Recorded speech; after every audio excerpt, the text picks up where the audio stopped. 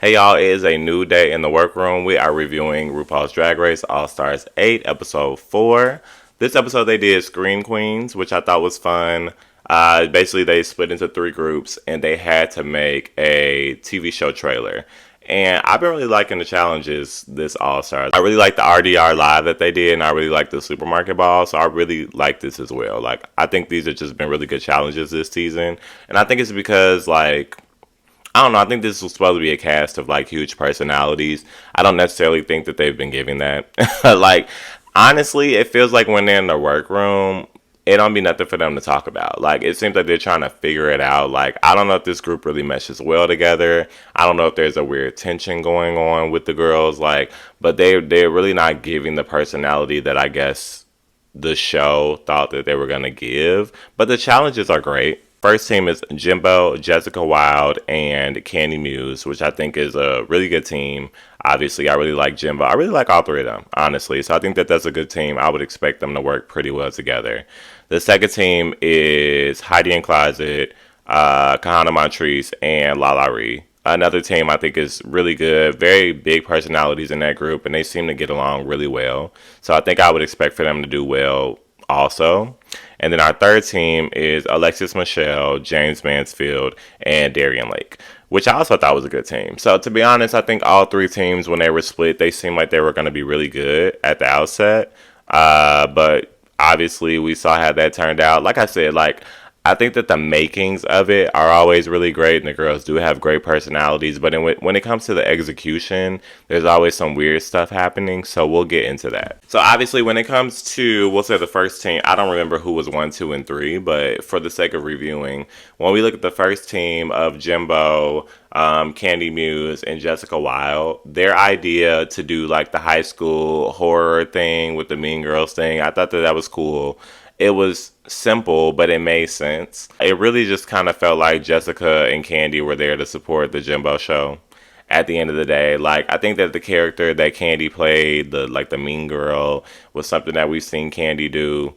Candy has a great personality, and I think that she's funny and she's enjoyable, and I love her. She's one of my faves, but I don't think that this was necessarily a challenge for her. So, in and of itself, I think that she did a good job, but it wasn't necessarily a challenge. Same thing for Jessica Wilde. I don't know much about her history on Drag Race besides what I've seen on All Stars, but even from what I've seen in the last 4 episodes now, I can get that she'd be able to play that role pretty well. So I don't think it was a challenge for her at all either. But I think Jimbo came in and excelled, right? I mean, I don't know what else I could really say about that. I think that Jimbo did a really good job. I think the trailer was good.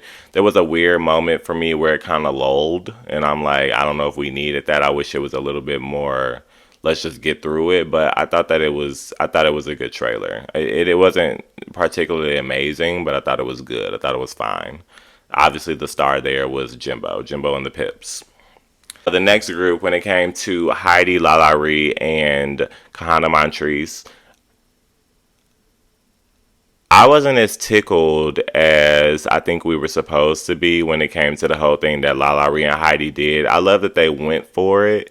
I love the commitment to it, and I love the idea behind it. But it wasn't super funny to me. And then Kahana, her acting is really bad. Like I just kind of hated it, especially when it came to, because when they came out, like when Lala and Heidi started, I'm like, okay, they're going for it, like they're going strong. So I like that Kahana even had that note for herself where she's like, well, they're going crazy, so I'm gonna have to step it up and not fall to the back. Which I think that she tried, and I appreciate that, but her acting is just not there, which kind of scares me for next week's Snatch Games. But we're not gonna put the cart before the horse. It is what it is. But yeah, I mean, I think this group, conceptually, it was something, I guess. I think that they were committed to whatever the hell it was. And I'll give them an E for effort for that. When it came to the next group, Alexis Michelle, James Mansfield, and Darienne, honestly, again, conceptually, I think I like, they had a concept. I think it was an interesting concept. I've never seen Lost, but the way that it was explained, it made sense, right? So I'm understanding. But even when they were saying it, I'm like, okay, that sounds like a bit much. And I do like in that moment that Alexis was able to speak out and say, hey guys, this may be a bit too much. But it seemed like Darienne and even a little bit of James were confident in doing it anyway and making it work. And it felt like at that point, Alexis was like, okay, I'll be a team player. I trust them and we'll make it work. But that completely changed later, right? Because they got into it. And even as they were doing it, James was flopping a lot. Like, James wasn't doing well at all. And it really didn't feel like Alexis was doing much of anything. Like, it felt like Alexis was just kind of being posy, actress Alexis, but it wasn't like an outstanding performance. Honestly, the one that was the most committed and trying to make it work was Darienne, and she was the funniest. And again, I think that the concept was good, but it was busy. And I think that they could have tweaked it a little bit and it almost would have worked perfectly, but it doesn't seem like there was any type of commitment or any type of assistance coming from Alexis or James. Like, it just felt like it was all on Darienne. And it wasn't as bad as it could have been, but it wasn't great either. And looking at the challenge, I would agree that Jimbo, Jessica, and Candy Muse's team did the best. Like, their trailer was the best, so I would agree with that. In terms of the worst trailer, to be honest with you, I almost want to give it to Heidi, Lala, and Kahana because I just didn't understand the story too much. Like, the tucking panties thing that they were talking about, like, I don't really know. I didn't understand what story they were trying to tell. They were committed, great, but I don't understand what story they were trying to tell. At least when it came to like Alexis, James, and Darienne, they took the risk and they had a big story there, and it was kind of translating. It just was a lot going on, but we understood what was going on, especially for somebody like me that I don't know the reference, but I understood what they were trying to get across. So I think with that considered, I probably would have put Heidi and Lalari and Kahana in the bottom, to be honest. But that's just with the challenge itself. Let's take a look at the runways. The category is As the World Turns. I don't know if it's As the World Turns or As the World Turns, because in certain parts it felt like they were saying ASS, and then in certain parts it felt like they were saying AZZ. So I don't know, but As the World Turns is a category for the runway. First we have Alexis Michelle. I thought it was pretty, and I think I just felt like the whole time she was coming down the runway, it felt like such a long time that she was coming down the runway. And that whole 45 minutes, I felt like I knew what was coming. It was just going to be a cutout of the butt at the back. So yeah, it felt like Alexis, like I feel like I just knew. Like, when she turned around, there was going to be a cutout of the butt, and that was going to be her As the World Turns. But then I said, whatever, let me give her the benefit of the doubt and let's see. Maybe there's something different that's going to happen. But then she turned around and it was literally that. And even in it just being that and being simple, it was fine. But even the cutout of the butt was weird because you can literally see the top portion of her legs, and that just wasn't necessarily flattering.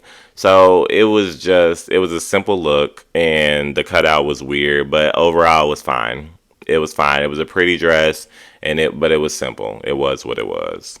Miss Darienne Lake, to me, she turned it. I think she looks great. I will say, like, I don't know if I looked at this, I would say, oh, the emphasis on this is supposed to be the ass. But I think that she looked amazing. I didn't expect to see her in something like this, so I loved it. I think that this is a great look. So, I mean, I don't have much more to really say about it, but it looks very polished. I love the colors on her. I think she looks great. Honestly, for me, it felt like Darienne came to this episode trying to swing because she's obviously been in the bottom 17 times. So it felt like she was trying, and I appreciated that, and she looked great on the runway. So when James initially came out, I'm like, okay, I like this. But I think what I really liked was, A, this wasn't a look that I expected to see on James. And B, like, I think that the body looked great. Like, James's padding is always really good. But then I guess as I think more into it, like, it's interesting. Like, the headpiece is very large. I don't know if the focus is supposed to be on the headpiece or on the garment. The headpiece and the garment do look like they come from different looks. Even though the look is cute, it just looks like it's coming from something different. Honestly, the look didn't get good until James turned around and showed how great the padding was for the butt. Like that was great. It's like, okay, now we're here, but I don't know. I wish that that would have translated to the whole entire outfit. But otherwise, this was also fine. Heidi's look, I think, was good. I've already said I'm not like a big fan of like costumey looks, but I love the effort. Like obviously, it's ass the world turns around. So she comes to an ass. She comes to the runway as an ass. The donkey from Winnie the Pooh, and yeah, she camped it up.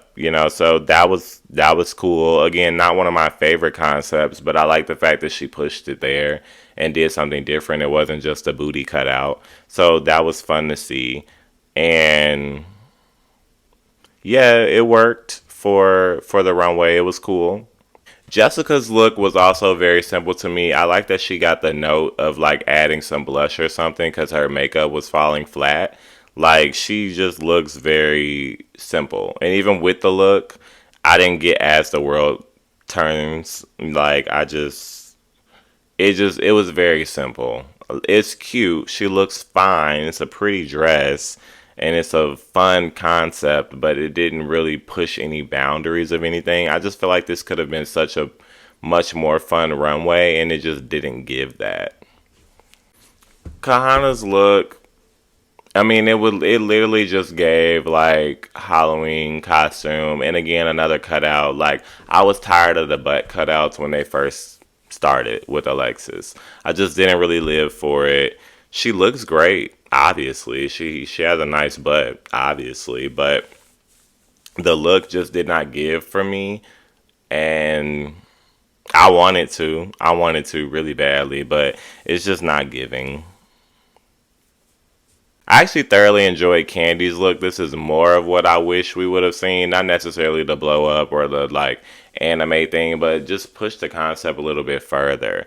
Like the colors look great. I like Candy's commitment to her runways. Like and looking at her runway packages, like obviously we've had some issues where she's got a bunch of bodysuits, but I think that she put some time into each of these looks and look, the detail and just wanting it to look good as an overall package and wanting it to be exciting at the very least. So I'm at least excited to see what she walks out with because I can tell she gives a damn.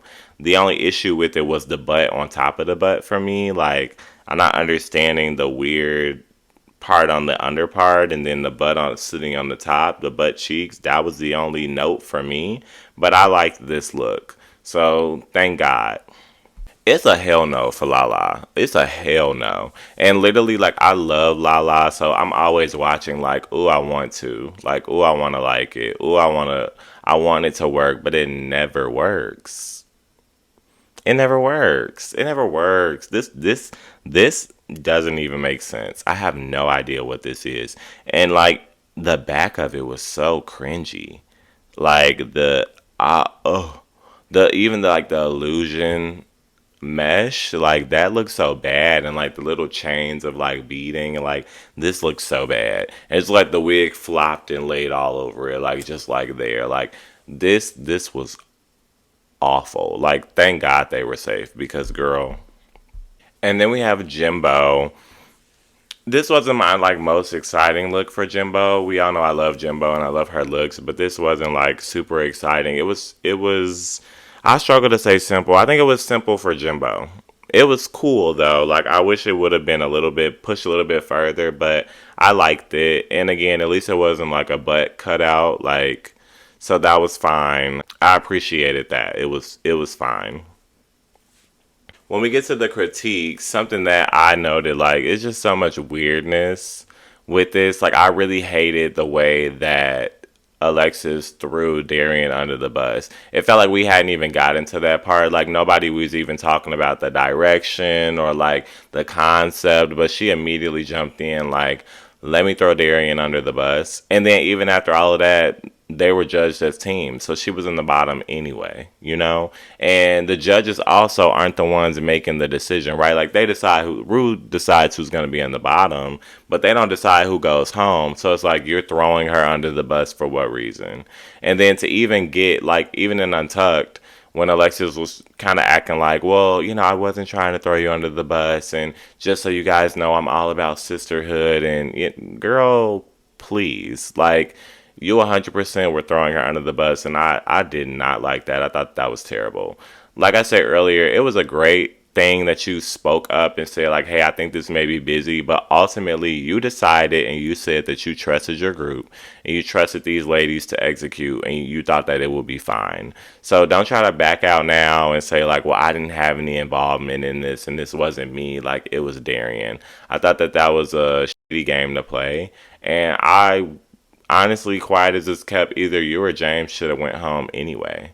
Like, once they were put in the bottom, I do not agree that Darien did the worst to have to go home. I don't agree with the track record argument, and I don't agree with any argument that may come up as to, like, well, she came up with the concept, so she should go. I don't agree with that. Her look on the runway out of the three of them was the best. Her performance in the challenge was the best. Like, honestly, if there was going to be a bottom two of that group, then it should have been Alexis and it should have been James Mansfield at the end of the day. Like, you didn't deliver. And if you didn't believe in the product of the trailer, then you shouldn't have done it. And you shouldn't have gone along with it, because you guys didn't perform when it came down to it. You weren't even doing well. So if you weren't going to be committed and you weren't going to participate, then you should have gone home. Because it honestly felt like they just used this episode to go ahead and float through. Like, they knew they weren't going to be held accountable, especially James. Like, it just felt like James was like, well, I'm here. They're lucky I'm even here for this episode. Like, I don't have to do much. That's how it felt. That's the energy I got from James. And Alexis, she's never really gone above and beyond for me. Like, I don't get much from Alexis anyway. So I just didn't agree with that, especially because Darien was the one that was trying. And I agree with Darien when she's like, you should have fought for the team. You're not even fighting for it. Like, you're not even trying to stand up for what we did. It's just like, you really don't give a damn. And I thought that that was very off-putting. So anyway, I mean, we get to the end. Jimbo's team wins. We're just going to call it Jimbo's team because that's essentially what it is. And Jimbo is the top all-star of the week. I agree. So that's fine. I think when they got to the lip sync, Jimbo looked amazing. I've never known Jimbo to be a lip syncing girl. I never knew it was a running joke either that Jimbo loses every lip sync she's in. Um, so yeah, I mean, that's not important to me. I do still think that she's sickening, but I've also sat and thought, like, is she losing these lip syncs on purpose? Like, I have sat and thought that. So I don't know.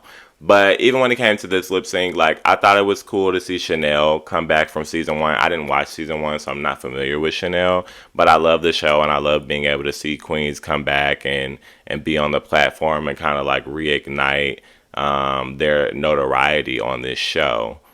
That's why I really like All Stars, like when they bring back the older queens. I think I've said that before. So it was exciting to see her come back. You could tell she was excited. The lip sync was fine. It felt entertaining and it felt professional. It felt like it was supposed to feel. It didn't feel like a lip sync for your life or anything, but it felt like it was a lip sync. So it was fine. Ultimately, at the end of the day, they voted Darien out, which I've already been very clear that I don't agree.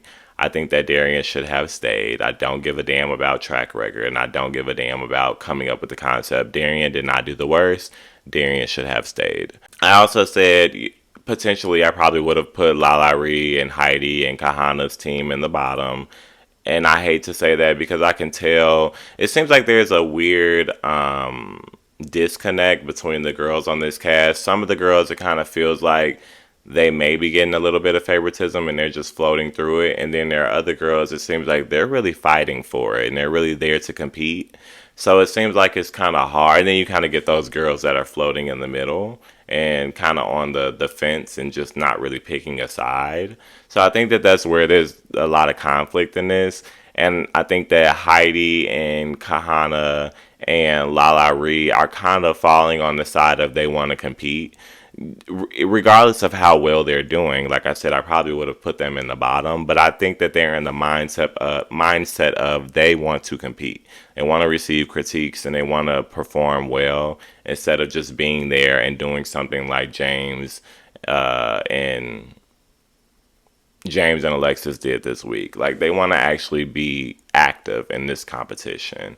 So I can commend them for that, and I hate to say that I will put them in the bottom for that reason, but they want to compete. So you have to take the repercussions of competing. And also sucks to say because I can tell that it seems like Heidi's been very emotional about what was happening on the show.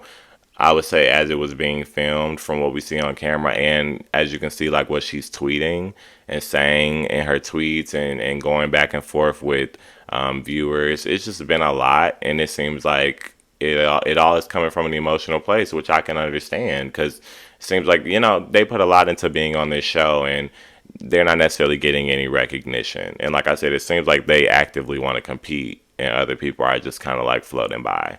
So that sucks, but I hope that some of these things connect in the later episodes.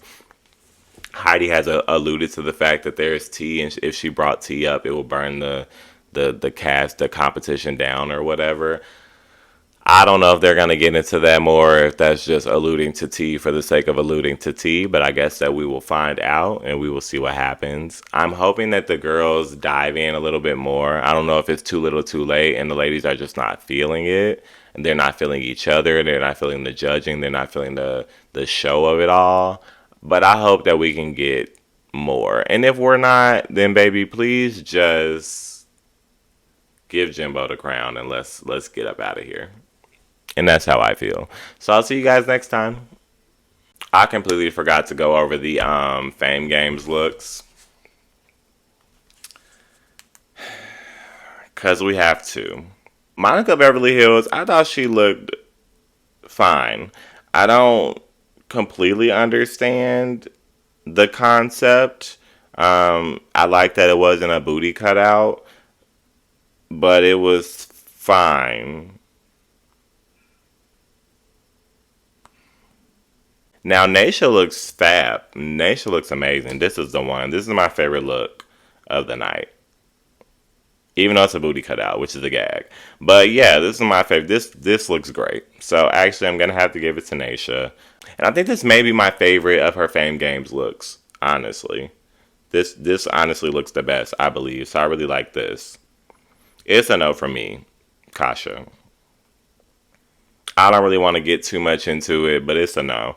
Like honestly, when she walked out with this, I said, "Thank God she got sent home last week," because yeah, this yeah, but no, like, mm-mm. So there's that.